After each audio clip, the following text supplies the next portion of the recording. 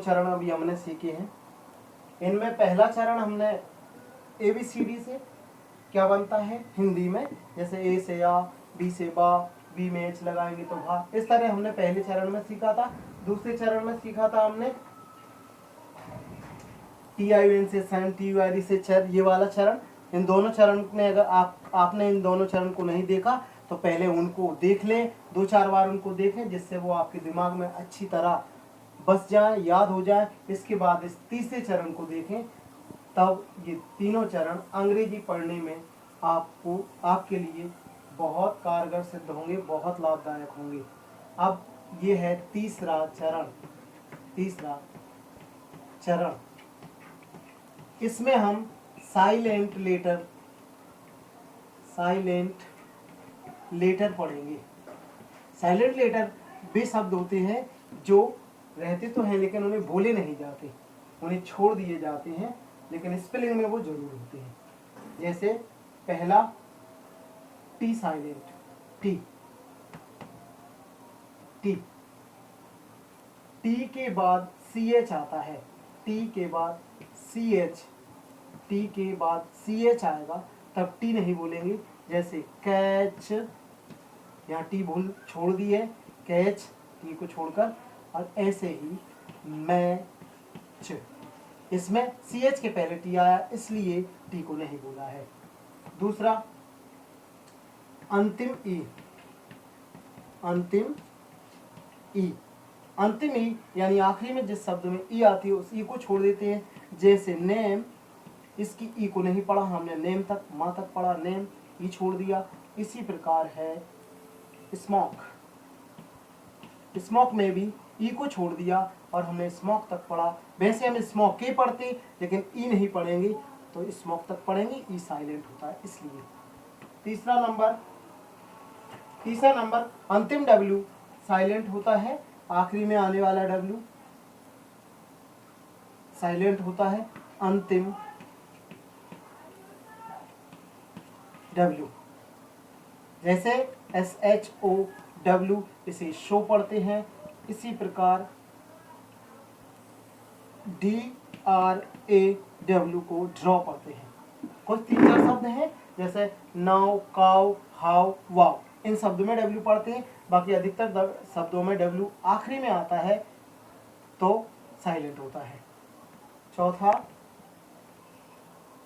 चौथे में IGHT आता है या GHT आता है, तो वहाँ GH साइलेंट होता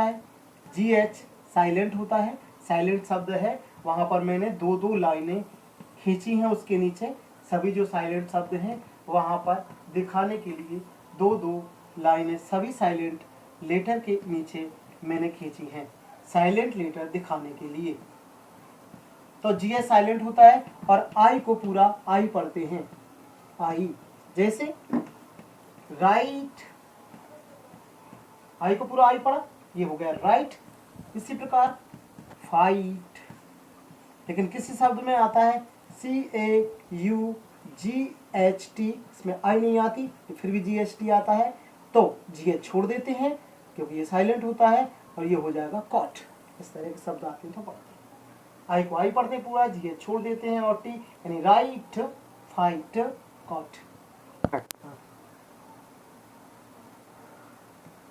ये 5वां नियम है जिसमें W के बाद R आता है, तो W को R को नहीं बोलते, W बोलते हैं। W के बाद जब R आता है तब W को नहीं बोलते, R से शुरू करते हैं, यानी W साइलेंट होता है। जैसे WRITE, राइट, यहाँ W नहीं बोलेंगे तो W के बाद R आया है। ऐसा ही WRONG, रॉन्ग, यहाँ पर भी W नहीं बोलेंगे तो W के बाद आ रहा है। जब भी W के बाद आ रहा है वहाँ W को नहीं बोला जाता। 6वां नियम है, 6वें नियम में हम K के बाद N आता है तब K नहीं बोलते, K के बाद N आएगा तब हम K को नहीं बोलेंगे। जैसे KNOW, तो इसे नो बोलते हैं। हमने अभी पढ़ा था कि WR आखिरी में आता तो W नहीं बोलते, और अभी पढ़ा है हमने कि K के बाद N आता है तो K नहीं बोलते, इस तरह से के और डब्ल्यू दोनों साइलेंट, यहाँ नो हो जाएगा, नो। और इसी तरह से ये नी है, नी, के नहीं बोलेंगे। सातवां नियम है, सातवें नियम में जी एन या आई जी एन, जी एन आएगा वहाँ जी साइलेंट होगा, और आई जी एन आएगा वहाँ आई का आई और जी साइलेंट होगा, आई का आई हो जाएगा और जी साइलेंट होगा। जैसे री जा एन, री जाइन, आई का पूरा आई हो गया, ऐसे यह जा बना है और जी नहीं बोला, रिजाइन। ऐसे ही है विनाइन, ये विनाइन पढ़ा, आई को पूरा आई पढ़ा और जी नहीं पढ़ा क्योंकि जी साइलेंट होता है, और विनाइन, रिजाइन, विनाइन। आठवां नियम है, आठवें नियम में हम एम के बाद जब बी आता है तो वहां बी नहीं बोलते, वहां बी नहीं बोलते। इसमें अभी आगे वाला साइलेंट हो रहा था लेकिन इसमें पीछे वाला बी साइलेंट होता है। जैसे बी ओ एम बी, तो हम इसे बॉम्ब बोलते हैं और बी नहीं बोलते, कि एम के बाद बी आएगा वो नहीं बोलेंगे। और इसी तरह ये एल ए एम बी, इसे लेम बोलेंगे, ये भी साइलेंट हो जाएगा।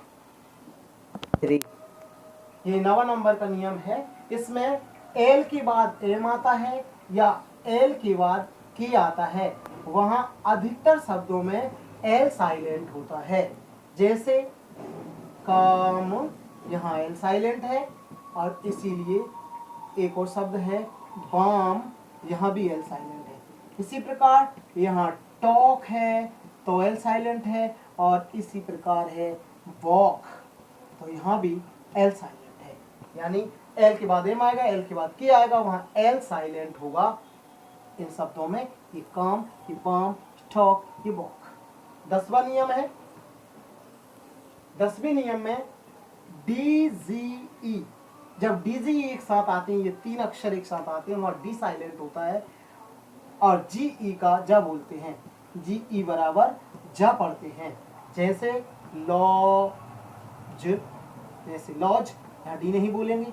और इसी प्रकार ब्रिज, ब्रिज, यहाँ भी डी नहीं बोलेंगे क्योंकि डी जी ई आया है दोनों में, तो डी नहीं बोलेंगे। 11वां नियम है, यू के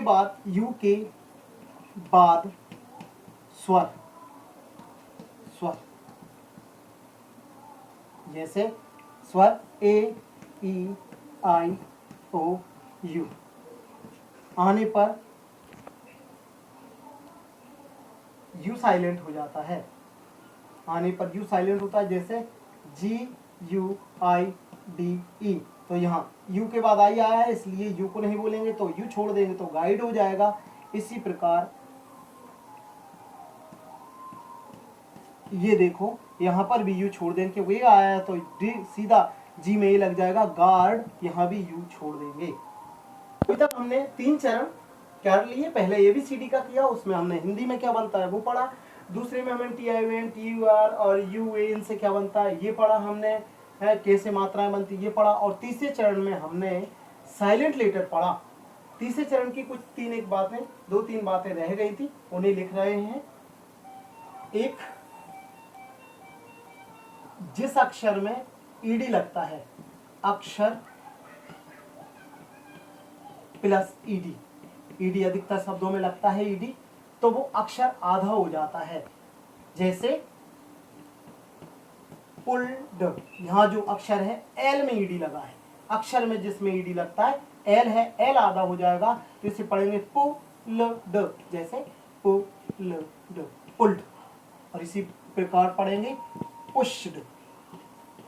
यहाँ एस में SH में ईडी लगा, SS ऐसा बनता है तो सादा हो जाएगा, ये हो जाएगा पुस्ड। यानी सीधी सी बात है, जिस शब्द में ईडी लगता है, जिस अक्षर में ईडी लगता है वो आधा हो जाता है, और डी का डा पढ़ते हैं तो ये पुल्ड हो गया और ये पुस्ड हो गया। इसी प्रकार एक और छूटा था, दूसरा आई को शुरू में ई पढ़ते हैं, शुरू में आगे आता है तो ई पढ़ते हैं। जैसे इज या इंसल्ट।